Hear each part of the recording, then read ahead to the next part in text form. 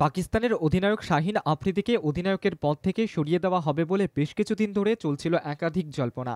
একদিনের বিশ্বকাপের পর টি-টোয়েন্টি বিশ্বকাপের অধিনায়ক হিসেবে আফ্রিদিকে পদটি দেওয়া হয়, কিন্তু পরে টি-টোয়েন্টি সিরিজ থেকে সরিয়ে দেওয়া হতে পারে তাকে। পিসিবির এই সিদ্ধান্তকে সঠিক চোখে দেখতে নারাজ সাদাব। সাদাবের মতে আফ্রিদিকে নেতৃত্ব দেওয়া হলেও যথেষ্ট সময় তাকে দেওয়া হয়নি, তাই তিনি এই সিদ্ধান্তের বিপক্ষে অবস্থান করছেন।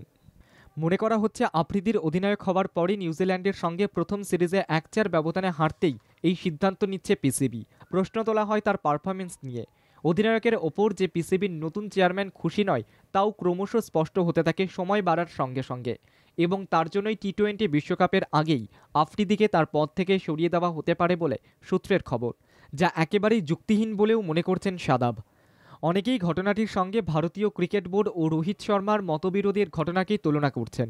ভারতীয় অধিনায়ক বিরাট কোহলিকে টি-টোয়েন্টি বিশ্বকাপে দল থেকে সরিয়ে দেওয়ার কথা প্রকাশ্যে আসতেই রোহিত শর্মার বক্তব্য সামনে আসে, এবং সেই একই ইতিহাসের পুনরাবৃত্তি পাকিস্তান ক্রিকেট বোর্ডে হতে দেখে আফ্রিদির অধিনায়কের জন্য এগিয়ে আসছেন সাদাব।